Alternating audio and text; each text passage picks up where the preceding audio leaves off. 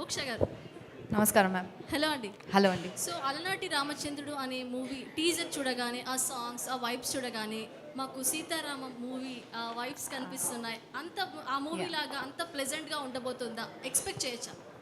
Yeah, actually ఆ టైంలో I think Sita Ramam movie release లేదు. ద టైమ్ వీ స్టార్టెడ్ కదా, ఆ time we started the movie, that time Sita Ramam wasn't released. We didn't know about అవ్వలేదు ఆ టైంలో. But after watching that movie we got back the confidence. నాకు తెలుసు Telugu audience పెద్ద మనసు ఉంది. They accept brilliant performances and they accept good stories and good performances. So Dulquer garu kura, he is not a Telugu hero, Mrunal garu kura Telugu, not a Telugu heroine. So it's a big heart of the Telugu audience, and and the media also, they are so welcoming. I don't even feel, I'm not a Telugu. I'm really feeling ippudu I am nenu Telugu ammai actually. So music director అంటే చాలామంది expect చేయలేదు. అరే ఒక కొత్త music director, ఒక పెద్ద music director ఇచ్చినట్టుగా ఇచ్చారు అండ్ చాలామంది అప్లాయిస్ కూడా వచ్చాయి. సో మీరు ఏం చెప్తారు దీని గురించి? అంటే వాట్ డూ ఫీల్? ఇది యాక్చువల్ డైరెక్టర్ స్టోరీ చెప్పినప్పుడే మేము ఎలా చేయాలి, ఏం చేయాలి అనేది ప్లాన్ చేసుకున్నాం.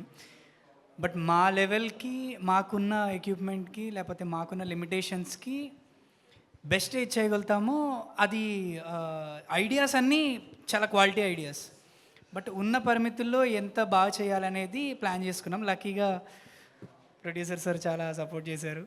సో కొంతవరకు అచీవ్ చేసాం. బట్ బెస్ట్ క్వాలిటీ అయితే మేము తీసుకురావడానికి చాలా చాలా గట్టిగా, ఫస్ట్ అటెంప్ట్ కాబట్టి ఇది ప్రాపర్గా రావాలి అన్న దాంతో చేసాం. డైరెక్టర్ గారు సార్, ఇక్కడ సార్ ముందుగా కంగ్రాట్స్ సార్. ఎక్కడ చూసినా మీ సినిమా గురించి బాగా మాట్లాడుకుంటున్నారు బయట కూడా. ఈ మధ్య కాలంలో మీ సినిమా చాలా పెద్ద ప్రమోషన్ అని చెప్పొచ్చు, యూట్యూబ్లో కానీ సోషల్ మీడియాలో కానీ. అండ్ మీ అంటే పిఆర్ చాలా బాగా జరిగింది సార్ సినిమాకి. ముందుగా కంగ్రాట్స్ సార్. సార్ అలనాటి రామచంద్రుడు అని టైటిల్ పెట్టారు కదా సార్, ఇక్కడ చూస్తే హీరోయిన్ బెంగాల్ అమ్మాయిని పెట్టారు. తెలుగు అమ్మాయిని పెట్టకపోవడానికి రీజన్ ఏమన్నా ఉందా, లేకుంటే మోక్ష గారిని సెలెక్ట్ చేయడానికి రీజన్ ఏంటి సార్? సార్ ఫస్ట్ మీరు అన్నట్టుగా ఇప్పుడు మా మూవీ ప్రమోషన్ చాలా బాగా జరుగుతుందని అన్నారు కదా, సో థ్యాంక్ యూ. అది అడిగినందుకు సో నేను థ్యాంక్స్ చెప్పుకుంటున్నాను. #మీడియా, శ్రేయస్ మీడియాకి అండ్ వంశశేఖర్ అన్నకి ముఖ్యంగా, అండ్ మా చిన్న బ్రో చాలా సపోర్ట్ చేశారు అన్న. కంపల్సరీ కొంచెం ఇది మంచి ప్రమోట్ అవ్వాలి అని అంటే వాళ్ళు ముందుకు వచ్చి నేను చేస్తా అని చెప్పి చేశారు. సో దానికి వాళ్ళకి నిజంగా థ్యాంక్స్ చెప్పుకోవాలి. మోక్షని సెలెక్ట్ చేయడానికి కారణం ఏంటంటే, నేను ఫస్ట్ ఇప్పుడు తన ముందే చెప్తాను, దాంట్లో ప్రాబ్లం ఏం లేదు నాకు. నేను ఫస్ట్ తెలుగు అమ్మాయినే తీసుకుందాం అనుకున్నాను మూవీలో. సో నేను చాలామందిని అప్రోచ్ అయ్యాను, తెలుగు వాళ్ళని చాలామందిని అప్రోచ్ అయ్యాను. సో కొందరికి డేట్స్ లేవు, ఇట్స్ ఓకే, నో ప్రాబ్లం. కొందరు రిజెక్ట్ చేశారు. చిన్న ప్రొడక్షన్, కొత్త వాళ్ళ డైరెక్టర్, కొత్త హీరో, అసలు రిలీజ్ అవుతలే అని వాళ్ళు కూడా ఒక భయం ఉంటుంది. సో వాళ్ళని తప్పను. సో వాళ్ళు రిజెక్ట్ చేశారు, ఇట్స్ ఓకే, నో ప్రాబ్లం అనిపించింది నాకు. నన్ను నమ్మింది తిను. సో నేను తను ఆడిషన్ చేసిన తర్వాత సెలెక్ట్ చేశాను, నాకు కరెక్ట్ అనిపించిన తర్వాతనే.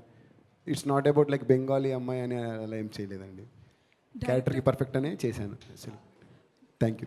డైరెక్టర్ గారు, hi, this is Kausalya. So hi ma'am. నాకు టీజర్ చాలా నచ్చిందండి, చాలా సాఫ్ట్గా మ్యూజిక్ అండ్ ఎవ్రీథింగ్, విజువల్స్ చాలా బాగున్నాయి. కంగ్రాట్స్. సో నా క్వశ్చన్ ఏంటంటే, పేరేమో రామచంద్రుడు అని పెట్టారు, బట్ ట్రైలర్ టీజర్ చూస్తుంటే హీరో స్టాకింగ్ చేస్తున్నట్టు అనిపించింది. So I want to know what is it. అండి, ఇప్పుడు నేను టీజర్లో చూపించింది సినిమాలో అయితే ఉంటుంది. మీరు అన్నట్టు స్టాకింగ్ అని మీరు అంటున్నారు కదా, but it's not about stalking అండి. తను అలా ఫాలో అవ్వడానికి కారణం ఏంటనేది సినిమా చూస్తే మనకి ఇంకా ఈజీగా అర్థమవుతుంది. అంటే హీ వాంటెడ్ టు సే, లేకపోతే he wanted to talk, he is talking అనేది మీకు ఈజీగా అర్థమవుతుంది తర్వాత. కృష్ణంజీ గారు, సినిమా ట్రైలర్ చూశాక హీరో హీరోయిన్కి ఐ లవ్ యూ చెప్తాడా చెప్పడా అనేది ఒక ఎగ్జైట్మెంట్ అనేది రన్ అయింది. మీరు రియల్ లైఫ్లో అట్లా ఏమన్నా సిచ్యువేషన్ వచ్చిందా? ఎందుకంటే ఫస్ట్ టైం లవ్ చేసినప్పుడు కూడా ప్రతి ఒక్కరికి అలాగే ఉంటుంది. మీ రియల్ లైఫ్లో క్రష్ ఎవరైనా ఉన్నారా?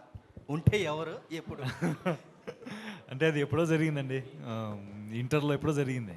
నాకు కూడా జరిగింది ఫస్ట్ క్రష్ అనేది. ప్రతి ఒక్కరి జీవితంలో లానే నాకు కూడా జరిగింది. ఇంటర్లో చెప్పాను, జరగలేదు, ఓకే క్యారీ ఆన్ అన్నట్టు.